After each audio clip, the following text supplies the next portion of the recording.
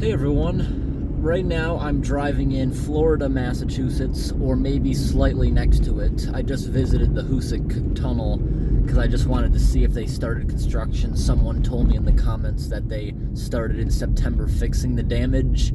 That's not true at all, but I just wanted to go see what's going on, and I realized, look at all this beautiful ice coming down this rock slope. This is where they blasted down the mountain and chipped it away to make this shelf for the road. There's so much beautiful ice here. Look at all that. Because it trickles down here like a waterfall.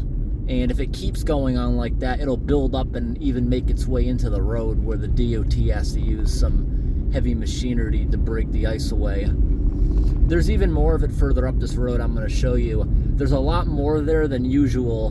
The groundwater is, oh, look at this. Got a porcupine friend here. Cool. Got a porcupine.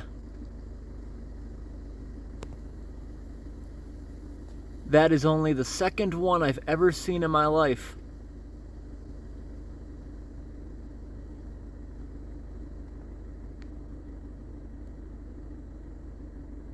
Cute little porcupine.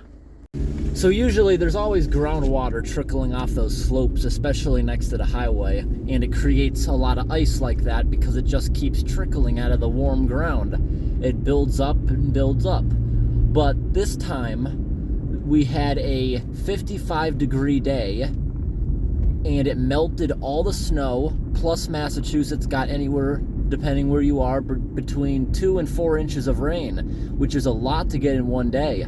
And then, after that 50-degree day, in a matter of like 8 hours, it went down to 8 degrees. Everything flash froze, but the groundwater was very active, the rivers were very high, so it created all kinds of beautiful ice like that in amounts you usually don't see. Very active groundwater as a result of that. Further up this road, I'm going to show you even more of it.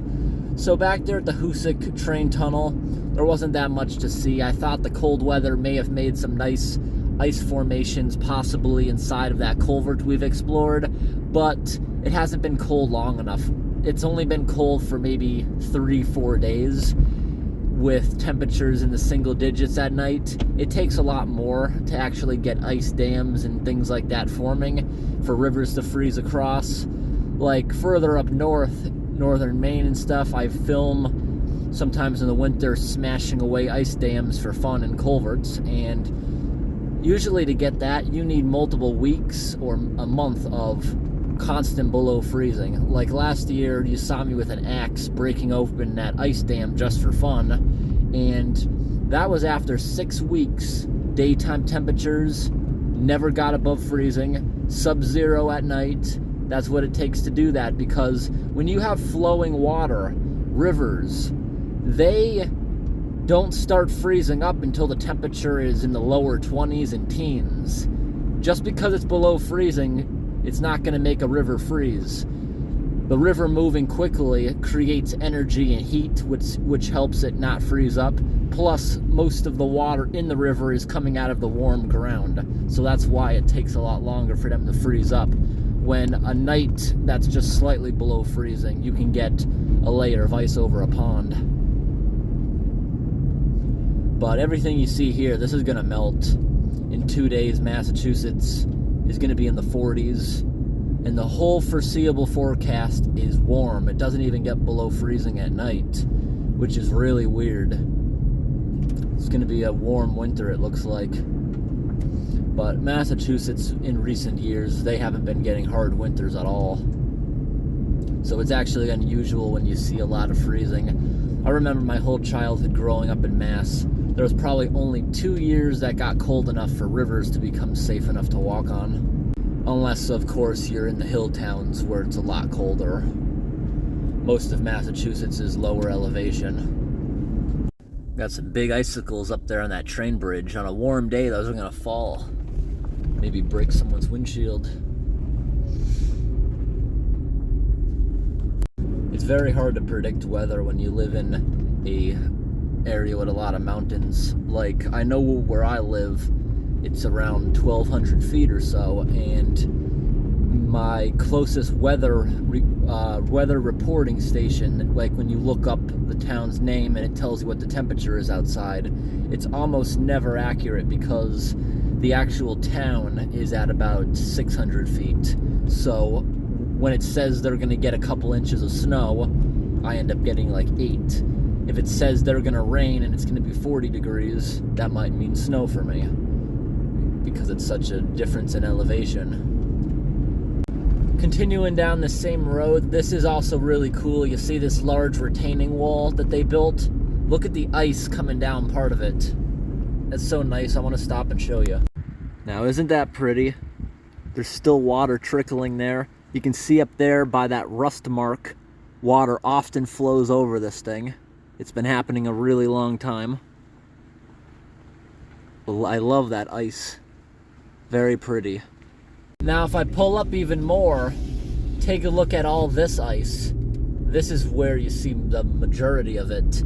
Starting tomorrow, when it starts to warm up, all this is gonna break free immediately because it's groundwater. It'll heat up the rocks behind it just enough where the stuff starts falling down. I don't think it's much of a hazard here, but certain areas it can fall down into the road. Today it's just slightly below freezing, and I can see parts of that already starting to melt.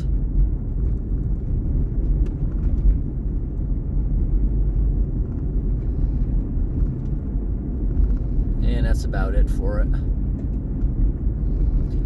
Now, if it stayed cold another maybe week or so, that would get so much thicker, and you probably wouldn't even be able to see the rocks because it would just start forming over itself. I just turned around, but like I was saying, the only reason I was up here is I wanted to look at the Hoosick Tunnel, see if they started work on that, because there's a large river barrier to stop floods from going onto the tracks, and it has 2 trash racks in it that look like they've been blocked for decades with rocks and sediment all the way up to the top of it. So that by itself is making the river higher because it can't go through the trash racks properly. Debris is going right over them, smashing this old 1800s culvert, which if they went ahead now and they put just a couple grand into that, they could save that entire system, which will outlast anyone who's alive right now because it's built so well. But you know how those companies are. They're not going to put preventative maintenance towards it. They're going to wait until it catastrophically fails onto that railroad track. It's already leaking in multiple spots with a ton of water trickling over onto the tracks. And those tracks are kind of sitting in mud. Eventually that's going to cause a disaster with that railroad. But until a disaster happens, I doubt the railroad company is going to do anything. That's how they are. As long as they can get trains through there, they really don't care about safety unless some sort of official pressures them to do it. They're probably hoping for it to fail, and then they can get emergency funding because they're the railroad, and if that isn't operating, it's costing a lot of people a lot of money. Because if a train can't get through, just being stuck for a few hours, that's costing millions of dollars because of who knows what it could be carrying. It's just like a while back, I made a video of this DOT truck pushing a tractor trailer up an icy hill in Colorado. The tractor trailer didn't chain up, even though he should have, but the DOT helped push him up that road. It caused a traffic jam for hours, but eventually that DOT employee pushed the tractor trailer up the hill. And I can't believe how many people in my comments were saying, most people were praising that DOT guy, as he should be. There was a couple comments in there, and I'm surprised that multiple people would say this. That DOT guy should be fired because he's causing a lot of damage to the transmission of that truck. Well, you should look at it this way. That transmission max is maybe $5,000 to replace. That highway being shut down those couple hours is costing millions of dollars. When tractor trailers aren't moving, that's a lot of money sitting there, things not getting delivered. Everything gets jammed up. That's part of the supply chain. Of course you want to get that stuff moving as soon as possible. So that guy saves so much money in that highway being able to flow again. The guy definitely should have done that. Good job on him. I'm going back to the train tunnel now because I'm it's about to be dark soon. I'll just wait around an hour and maybe we'll get to see a train. That was nice seeing the porcupine. That's the only second one I've ever seen that wasn't, you know, smushed on the side of the road. Animals like that I always feel bad for because most of the time you see them on the side of the road. Same with things like possums and stuff. Animals like that, for some reason, they're just not capable of learning what a vehicle is, you know? It's kind of sad. But then there's other animals out there. It's amazing how well they've adapted. You rarely see them crushed on the side of the road. Like a crow. You ever see a crow in the middle of the road eating roadkill? It sees a car coming, it calmly walks over to the side, and when you go by, you can see it in the rear view mirror calmly walking back, because it's learned what a car is. You rarely see one of them hit, unless it's not paying attention. Those kind of animals have adjusted. Things like coyotes, too, I think have adjusted for the most part. I've never seen a coyote get hit. That's not true, but it's rare. Certain animals like that have adapted. I think crows are really smart. And I used to think animals like raccoons were very smart too, because I know a raccoon, you can easily become friends with it. Like, I used to have one, the first time I saw it, it ran up into a tree and I put food down for it. Just a couple more times, it didn't run up in the tree anymore. It kept its distance, but it knew I was giving it food. Some animals like that are smart in that way, but I don't know about raccoons anymore. After my trip out west into farmland, you wouldn't believe how many hundreds of them I saw on the road. But that's because they really thrive out there. They have like an unlimited supply of crops that they can just steal. We're going back to the train tunnel now. We'll be there in about 5 minutes. I just went down there because I wanted to show all that ice, since it's not all the time you get to see it in that amount. Speaking of smart animals, there was this cat in the neighborhood I used to live in. It would literally wait on the side of the road, and it knew how to look both ways for traffic. Very smart cat. His name was Roger. It was this cat, and I think it was a Siamese cat. You know, it had like the cross eyes, blue eyes, that kind of cat. Hey, there's a house for sale right next to the Hoosick Tunnel. It's only about, I'd say, 500 feet from it. Not the best property. There's a big cliff right behind it. I'd be afraid of floods, but that's kind of cool. House right next to it. So here we are. There's a good amount of snow here with the elevation. It must have switched over to snow earlier after that rainstorm. When I was down here a couple days ago storm chasing, there was only about maybe a coating after it switched over. Here it looks like they got a good amount, or maybe they had a ton to begin with, but I don't think so. I can tell this snow wasn't rained on. So we're gonna pull over here. There's one other person somewhere, probably waiting for the train. I'm gonna go give you guys a little view of that culvert pipe. This is the trail parking lot. Last time I was here, we actually walked up the little trail. They should make a little trail, you know, going here, because a lot of times people complain in the comments that the trail actually runs along the track there up until it. But the train company doesn't care. I've even spoke with them. They say they only start arresting people when you actually enter the tunnel. Their danger sign about not entering the tunnel needs to be repainted. That must be pretty old, the way it's made out of plywood. It's like a construction sign. How much ice is there down here near the culvert? See, it's really not that much, and that's a really good flow going on. Usually you don't see that amount of flow. Yep, the groundwater is very active. See all that water up here? And we're gonna look at some nice ice formations, and then we're gonna look where this culvert comes out, because that'll probably be cool. The slope will probably all be ice. Look at all that beautiful icicles. That's really nice.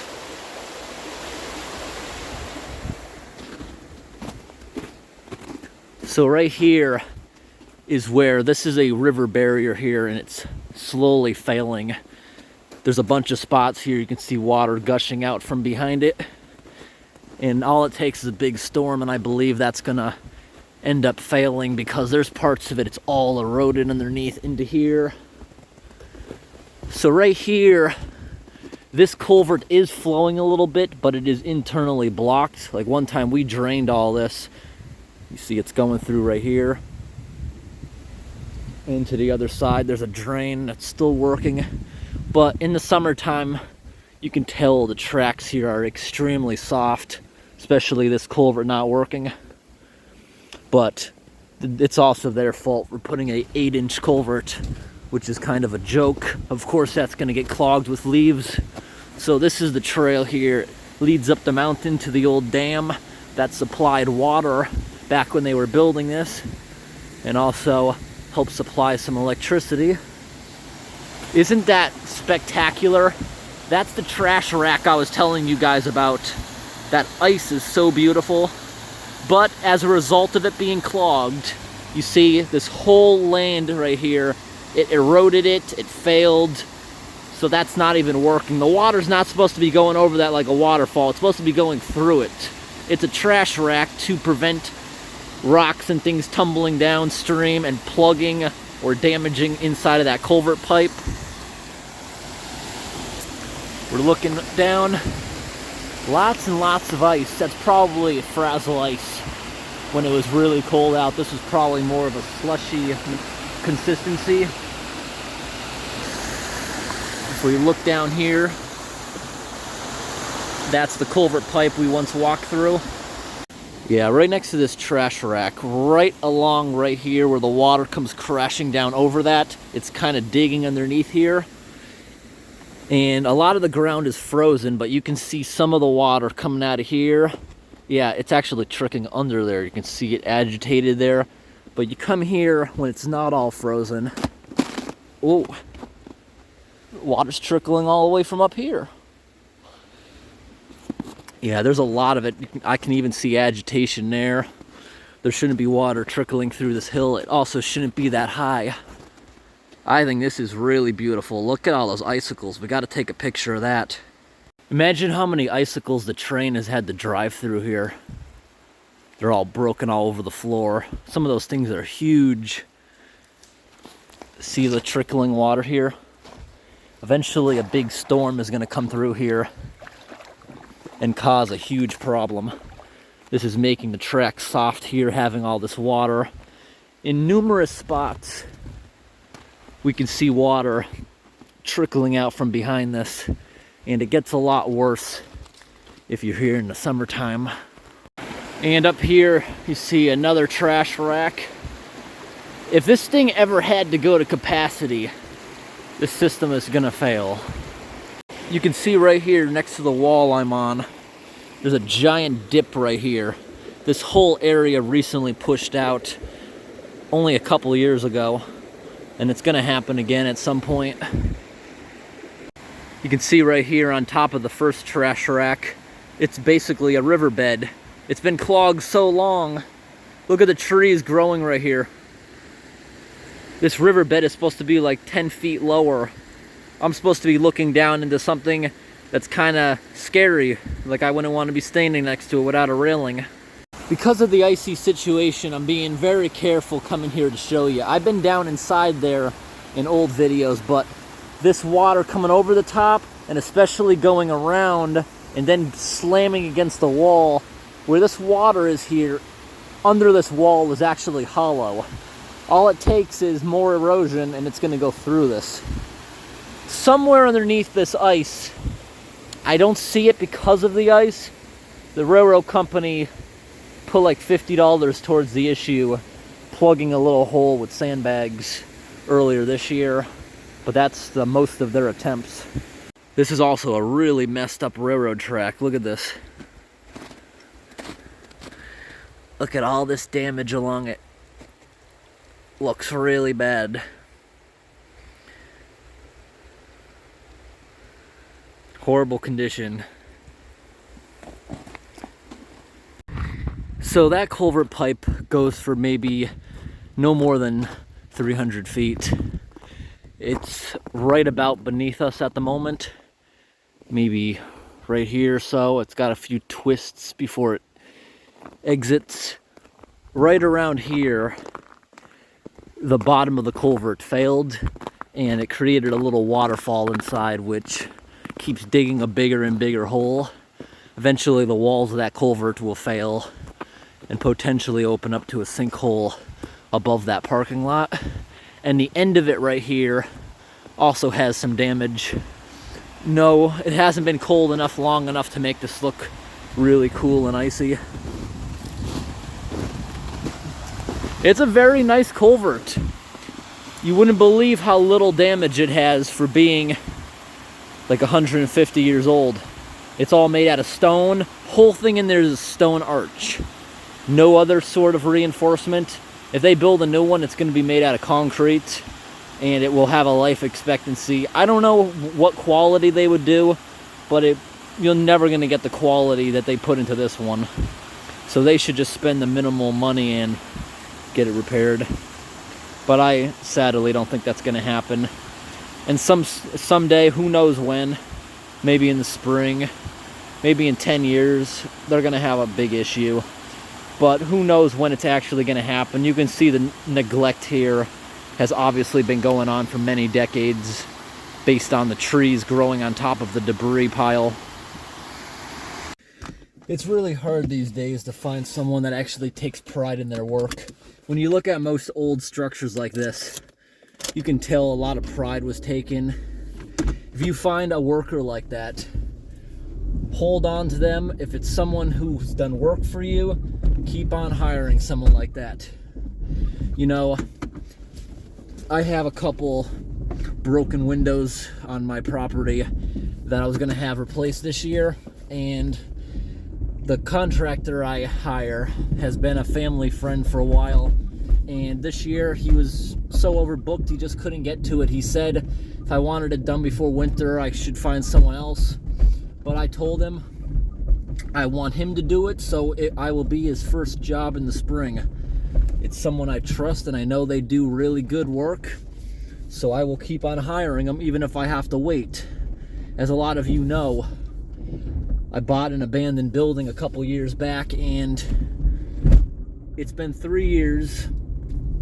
I went 2 years without water or anything, just pooping in holes in the woods. But that's what I did because I wanted to move out of Massachusetts so bad because I grew up in a horrible city. So I bought a house at auction. It had all kinds of things wrong with it, but here we are 3 years later. It's still got its problems, and as I get the money, I'm fixing it. Always hire someone like that, because I hired someone to do some sheetrock work for me. The guy didn't even do it. He left 2 apprentices there, and it doesn't look good. It doesn't look good. He let apprentices do it. I'm always going to be mad at that. I should not have let that slide, because you can see in multiple spots where the seams of the sheetrock are. You can see, so you can tell where some of the sheetrock screws are. It's because the job was done by an apprentice. You don't leave an apprentice there to do that stuff. That's why there's a problem. I didn't want the headache of fighting the guy in court, so I let it go. Not that big of a deal. It's an old building. It actually kind of blends in with the rest of the house.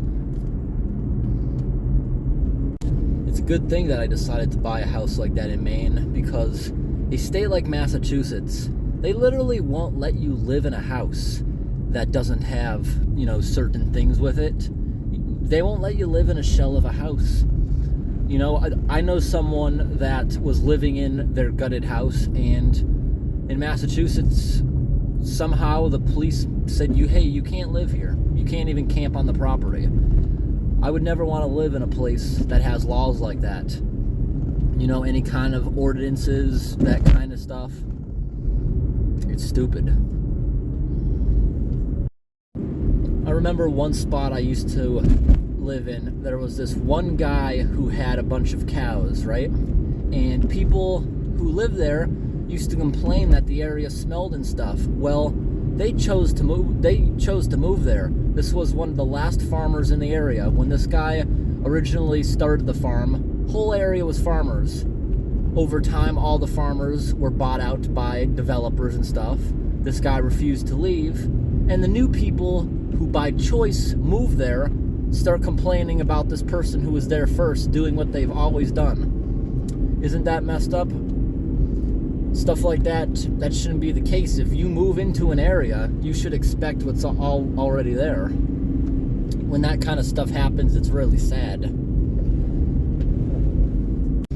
I'm heading up a really steep road now out of the valley where the Hoosick train tunnel is. I'm on my way to Chester, Massachusetts. I always take these back roads to get over there. There are faster ways, but this is always a fun drive. Unless it's snowing, these roads are a nightmare. Sometimes when I'm bored out looking for stuff like this, I just make videos like this of basically whatever's on my mind as it comes to me. I know some people like listening to what I gotta say.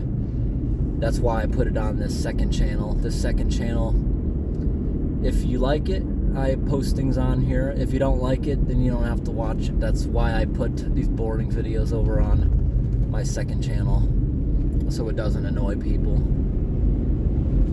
That same thing I just told you about, that's the reason why I moved to a place that has no zoning, because I don't believe that you should be told that you can't run a business out of your house or build something else on your property. Like the place I live, it wouldn't bother anyone even if I did it, because the neighbors are so far apart. I'm actually the oddball property that's there with only 2 acres of land. Like, I wanted no zoning because I have no idea what I might do in my life. Maybe someday I want to tear down an acre of forest and build some sort of business or who knows what. But I was lucky. I got some really good neighbors too. Like one of my neighbors, the only reason I met him is because he was gonna build a house on this 170-acre lot next to me. He's nice. He says I can cut firewood and stuff off his property. Doesn't care if I use the land that's near my property. He came over once to try to figure out where the property line was with his contractor. They couldn't find the metal poles or anything in the woods. Now the parcel map says that most of my driveway and a shed on the property is not even on my land, but I have a really old map of when the house was built, and it says I own like 70 feet further over. And, you know, a lot of times if you have a bad neighbor, you know, that's going to cause a big issue. But that property he has is so big, and this guy was so nice, he said that if I ever want to get that confirmed to what the old map says, he'll sign off on it. He doesn't care if he loses that 70 feet of property or not. Very nice person. If I send over the paperwork, he'll just sign it off. Got more beautiful ice. The hill towns of Massachusetts are really beautiful. It looks like a lot of storm damage too up on top of that little ledge. I see a whole bunch of tree stumps that uprooted towards the road and they're cut off. That might have happened during the storm. Now we got some bear crossing. Have I ever seen a bear in Massachusetts? I don't think so. Never seen a moose either. This is a really beautiful road in Savoy, Massachusetts. This 1-lane road going up through the valley. There's only one house on this road. It's like a little farm tucked here in the middle of nowhere. Beautiful area.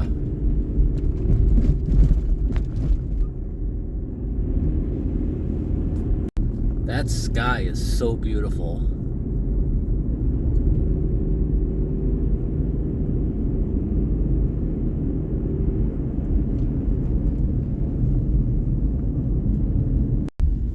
Some of you may know that for the past couple months I've been trying to find a good, affordable, mid-sized truck to replace this vehicle with that now has 300,000 miles on it. I was looking for something that would be more rugged, especially for the spring, as I plan to start working for one of the logging companies, and I finally found a dealership that is very cheap for vehicles. In Massachusetts, I found a Toyota dealership I went to, and my intention in the springtime when I can afford it is to get a Toyota Tacoma. I found a place that's selling for 5% under MSRP. The dealership in my area is selling the same truck for $8,000 over. And this dealership is very nice and willing to work with me. They are going to finance it for 24 months, interest free. I think that's an awesome deal. And they're also going to modify it in a few ways, to make it better for off-road. This vehicle, I've hit so many things. It's a miracle I never got stranded. I've hit the oil pan half a dozen times on rocks, making the vehicle jump. It never broke.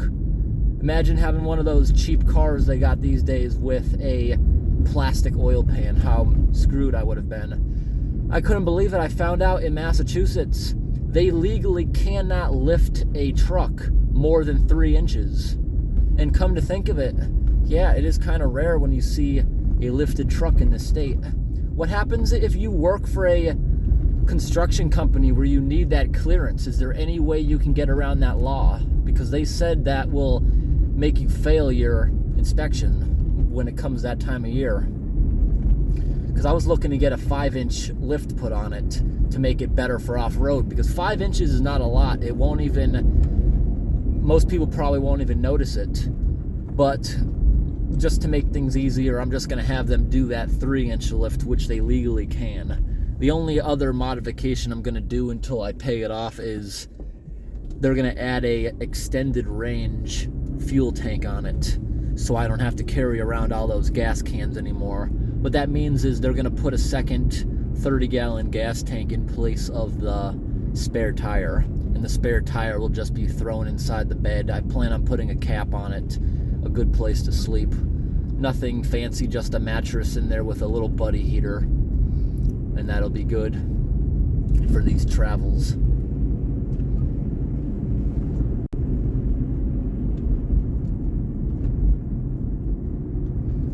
It's getting very pretty out.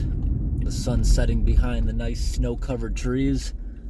I did not expect to find all this snow here in northern Massachusetts or the hill towns of Massachusetts. We don't even have this snow in northern New England anymore. It all melted.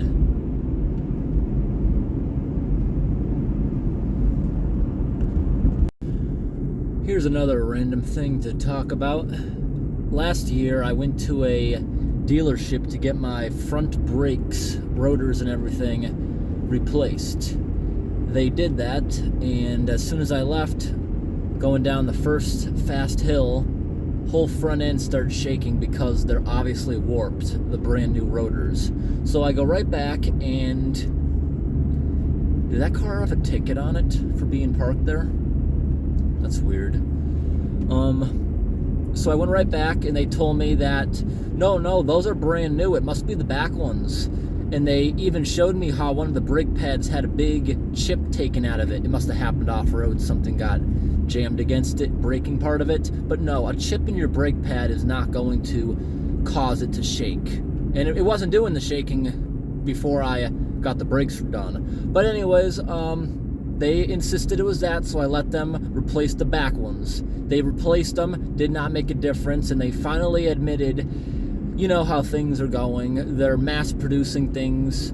The quality control's going way down, so they said, okay, we will replace it since we guarantee our work for 30 days. They replaced it, the problem went away. So then I demand, I want my money back because those brake pads in the back did not need to be replaced. They refused to do it. Oh my gosh. Another porcupine in one day. Come on, get off the road. Anyways, I contacted the manufacturer, and the manufacturer has a lot of power. They will threaten the dealer with less allocations, and that made the dealership give it back. All right, I don't want the guy to get hit. I want to scare him out of the road.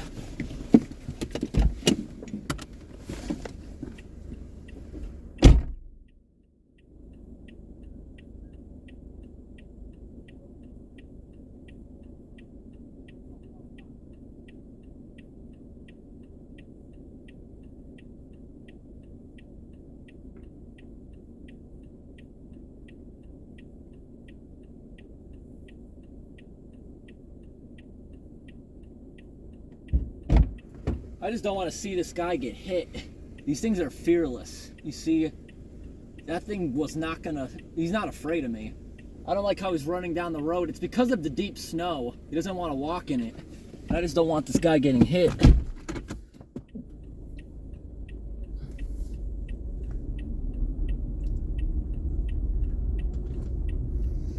Yeah, see how he's struggling walking through the snow? That's why he doesn't want to...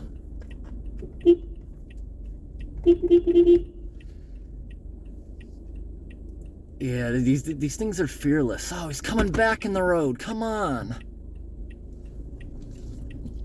I don't want these guys getting hit. He's running over towards some train tracks. Hopefully this guy doesn't get hit by it.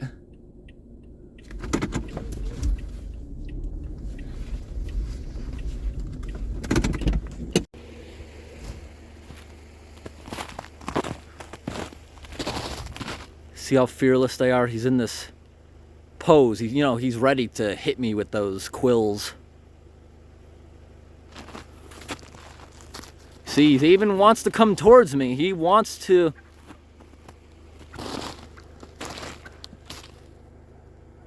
Just don't want him getting hit by me or the train. He's in a really bad spot. He's coming back over the hill. He wants to cross the road. I tried. There's not really much else I can do in this situation. I don't want to get attacked by it. He's coming back in the road again. Yep.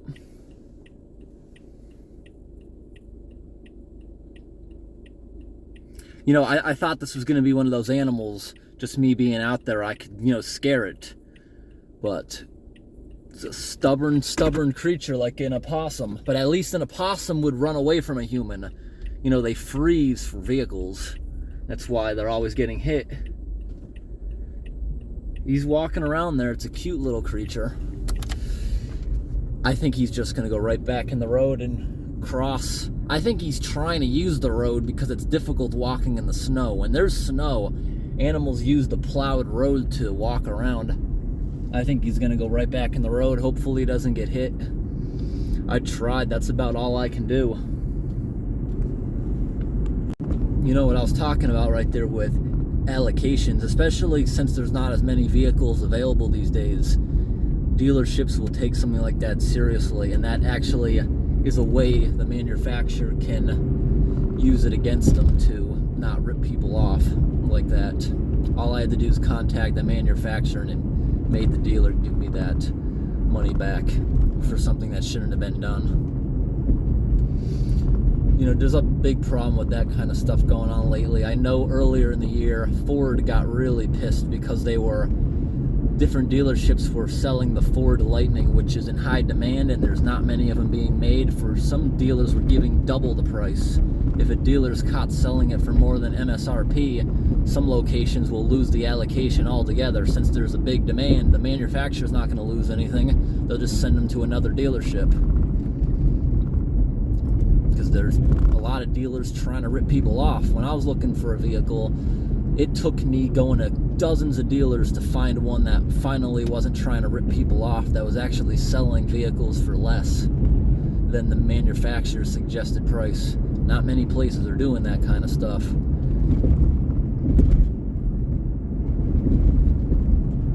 The only reason that I didn't try to get a hybrid version of a truck is because the dealership told me, and I don't think they're lying because the truck costs more. They told me they don't believe it would make it to 300,000 miles like I'm looking for, since it has a turbocharged engine. They don't see it lasting as long, and going fully electric is not an option right now, since anyone who I've talked to who owns one, they mostly are people who just go back and forth to work, no long trips, or it's somebody who has the money to just play around with it because they want the technology.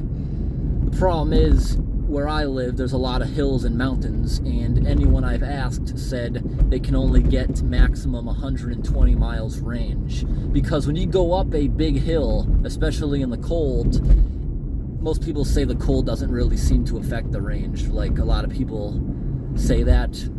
People who actually own them said it's not that big of a deal. It's the hills, it kills the battery. And going down a hill at high speeds, that's not a lot of time to regenerate power. In a quarter mile, turn left onto US 20 East. But I was told by someone they went up Mount Washington, and on the way down it almost completely recharged the battery through regenerative braking. But that's because it takes like a good 40 minutes to go down that road. I've never actually driven that road, so I'm assuming from what people told me that's how long it takes. But the technology will improve. I do strongly believe it will improve over time. And just like cell phones, look at a cell phone that was 10 years ago. The battery didn't last long at all. I wouldn't be surprised in 5 or 10 years if an electric car can go 1,000 miles on a full charge. But hills are always going to be a problem. But I do think that it'll get more than a gasoline car in range, even with mountains. Just give it a while for the technology to improve. I have faith that'll work eventually. One thing that I wish they'd more look into is, and I think the idea of this is really cool, supposedly a lot of naturally aspirated, no, I don't know why I said that, a lot of internal combustion engines can actually be modified to burn hydrogen, which doesn't have any kind of pollution at all. This is a road by the train tracks I always go to in Chester. It's a good place to look for trains. If you look at Google Maps, this is actually a road. This is not the railway's road. You can drive down this little section here. Most people don't because they assume it's part of the railroad tracks. No, the railroad doesn't own this. At least I don't think so. It doesn't really matter. It's on Google Maps. This is a loop. You take a left right here, it goes right back into a neighborhood. Going straight would probably be the railroad's property. Look at all that ice. This is a big sheet of ice. Really active groundwater. Down there's an abandoned roundhouse we've gone to. It's not the most interesting thing, unless you're there in person. This is a sheet of ice. Whoa, I'm sliding. Big sheet of ice. Yep, all ice. And it's groundwater, so you see it's not completely frozen. It's having trouble freezing because it's trickling. Always kind of cool doing stuff like this. As long as it's not a big hill. If it's a big icy hill, I will typically avoid it. Unless there's something I'm really trying to get to, I'll put chains on. I got studded tires, but I've learned it's very minimal how much that will help you on a icy hill. It's very minimal. If the ice is dry, it helps.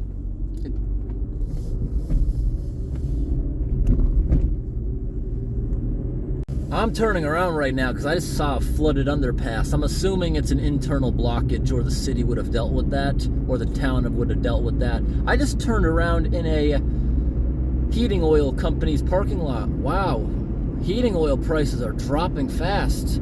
Only $4.50. Earlier this year, I converted my house to burn wood because heating oil was sticking at $6. It looks like it's dropping. The next time I need oil, maybe it's going to be cheap. But I couldn't believe how well wood burning has actually worked out. One wood stove, furnace doesn't even have to turn on. Here it is, right next to the fire department. There's an underpass here that's flooded under the train tracks. I don't think it's that deep. You see those marks on the wall? That's obviously where the drains are. Let me take a quick look. It's got to be an internal blockage. Can I see anything?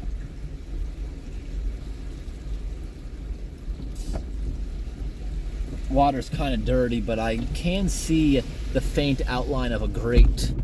No, it's not blocked. Something's wrong. Maybe where it dumps into the river, Maybe there's an ice dam. I don't think it's been cold enough for that. No, it could have been, because before that water built up, a small trickle will very quickly get a flood going. I mean, a ice dam formed. It's when water's gushing when there's a problem. Gushing water's hard for an ice dam to freeze unless it's extremely cold. But if it's just a little bit of dripping groundwater, it can possibly freeze solid. And then when there's a giant flood like this, the pipe is completely blocked. But I still don't know why the town wouldn't have come out and dealt with that. You can see by all the ice, this has been here a while. It was really deep at one point, like feet deep. It's only maybe 10 inches now.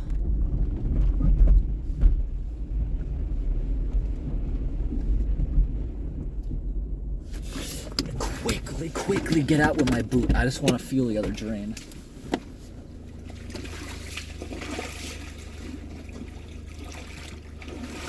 Yeah, that thing's clear.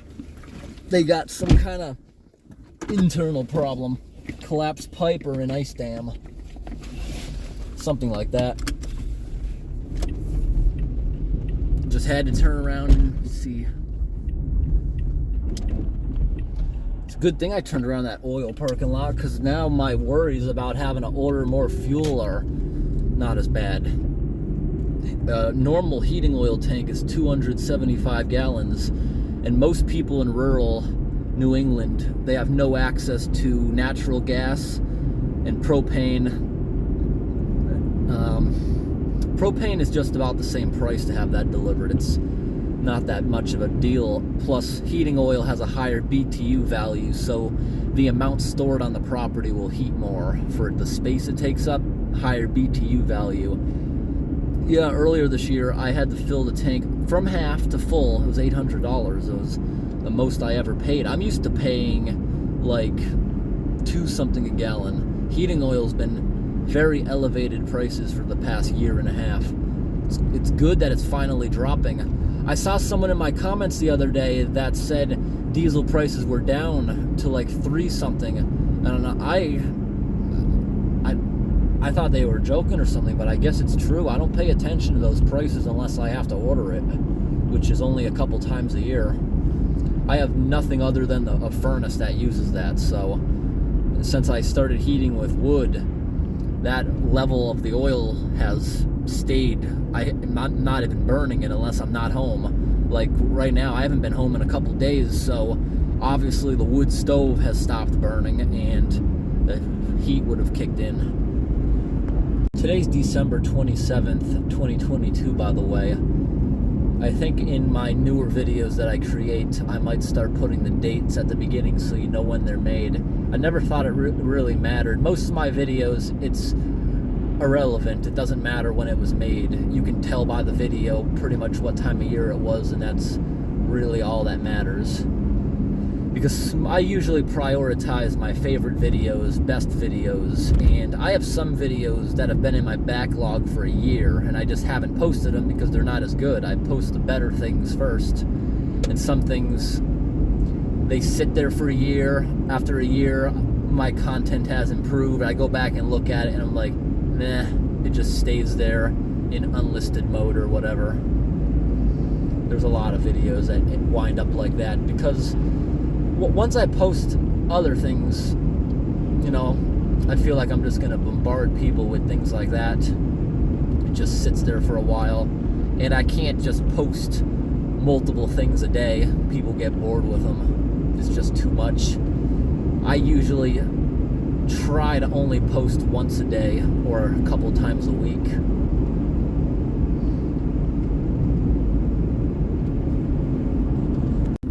Back to that thing I was talking about earlier. I told you that some apprentices did some work on the house and the work ended up being left like that. Well, I talked to the guy who was in charge of it, and I told him that it's not going how I wanted, and you know, this just made me lose all respect for this guy. I'm not going to say who he is, but I'm going to say I will never hire him again.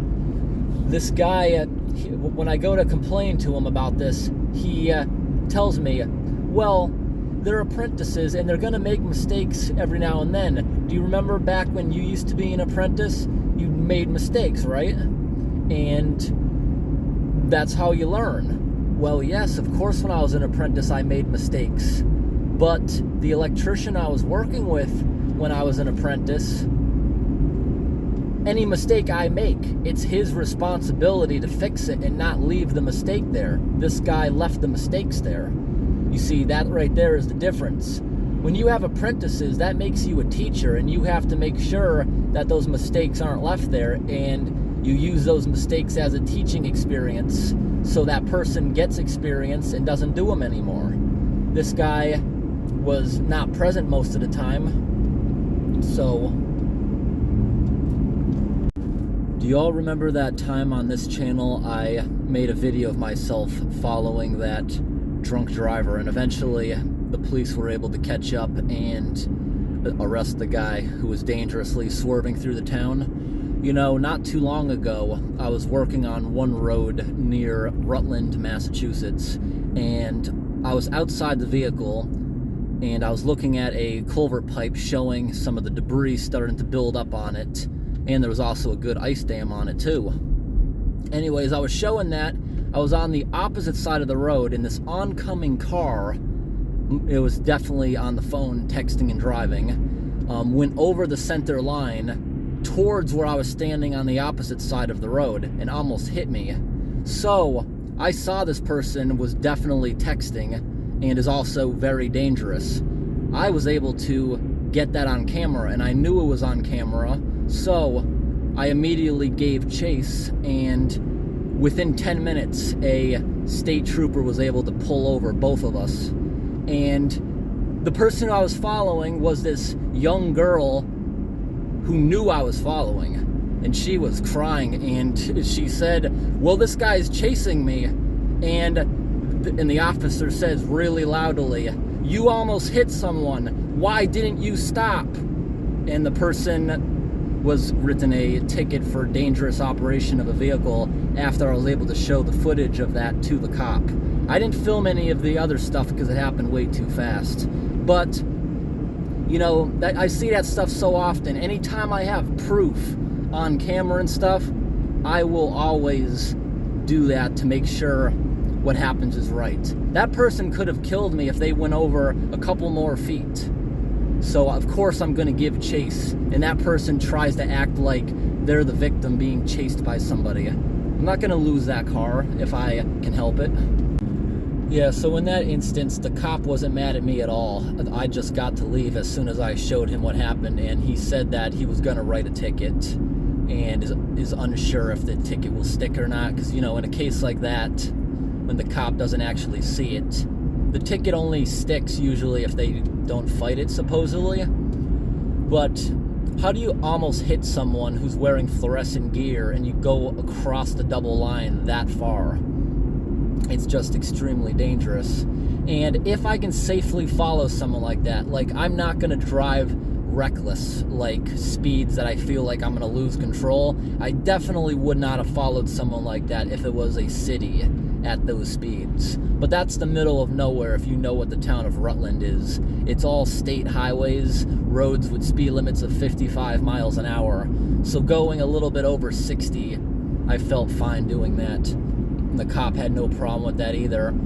You know, you never know who could be behind the wheel of one of those cars. So I followed, but I'm not going to try to do anything like blow the horn and make the person stop myself. You wait for the cop to do that. And the reason why the cop yelled, "Why didn't you stop?" is because he was already pissed off, because when he eventually found what was happening, I pulled over, and this person kept going thinking that I was being the one pulled over. You know? The person was just going to keep going, thinking they didn't do anything wrong. But this person doesn't even realize what they did. That's the worst part of it. And I hope that person got a gigantic fine for that to get them to stop texting and driving. Anytime I'm talking to you guys like this, I'm not looking at my phone. I'm not looking at anything. I will just click the on-off button, camera on, camera off. I have my eyes on the road the entire time. You know, something that was really kind of cool, it was about a couple months ago during a storm in Massachusetts. I got out with my chainsaw to cut up a tree that fell across the road, and then a black pickup truck pulled up and he put on his blue lights. I was kind of afraid that he might have got mad. I didn't think I was going to get in trouble, maybe just asked to leave, since that isn't my thing to be doing on a main road. But I couldn't believe it. The officer got out. It was a Fish and Game or maybe Department of Natural Resource officers, some sort of park ranger like that, got out and he was like, "OMG, you're post 10. And the officer took a picture with me there in the middle of the night and had no issue with what I was doing, and I just told me to be really careful, and I continued with that, cutting up the tree in the road.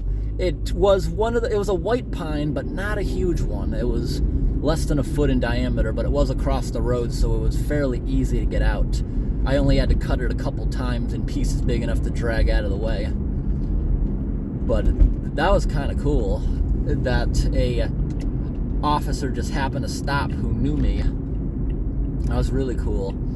You know, it's very rare that I've had attitude from anyone like that.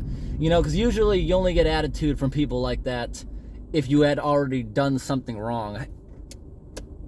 I have a headlight out. I see in that guy's reflection. I am going to pull over up here at the next Walmart and change that, and just realized it wasn't out 2 days ago. 2 days ago is the last time I did a light inspection. Alright, I'm going to pull in Walmart coming up and I'll get that changed. I always carry bulbs on me because I remember there was one time I got pulled over in Niagara Falls, New York for a headlight out, and the guy gave me this ticket that would be dismissed if I replaced it in 48 hours and had any officer sign off on it. I was willing to do it there right in front of him, but obviously he didn't want to do that, so I changed it, and I brought the paper to a police station the next day, and they just signed off on it. Other than this cop in Wilbraham once when I was rail fanning, that's really the only time I've ever got attitude from an officer that ever. And I wasn't even doing anything wrong. I was just rail fanning at one of the crossings. This guy had a problem with that for some reason, me standing there with a camera. He even threatened to arrest me if I didn't leave. The only thing he really could have charged me with is, what, loitering maybe? But just standing there near a railroad crossing, that's kind of weird for him to even take interest in that. He was the second officer. The first one actually thought it was cool and took interest. He must have went back to the station, and this guy didn't like it when he shared the news. But I remember when I went across country, you know, a lot of unfamiliar roads, I actually did get pulled over twice. It was my fault, but even though I was unaware of it, just warnings both times because it was unfamiliar areas and they knew that I wasn't trying to do this. One time I went a little bit too fast through a town, didn't know what the speed limit was in the area. Another time I got pulled over because I went straight from a turning lane, supposedly. Didn't even know I did it. That time I assumed I was going to be pulled over for speeding, but no, I obviously wasn't paying attention enough to the lanes. But a lot of times you got to rely on, there's a sign leading up to the intersection that tells you what lane is what. There's not always arrows on the road telling you where you got to be. But those were just honest mistakes, and the officers knew it, so not a problem there. So far I have not got a ticket, ever. I'm going to end the video here. I'm going to get that headlight changed. Hope today's video was interesting, everyone. Thanks for watching.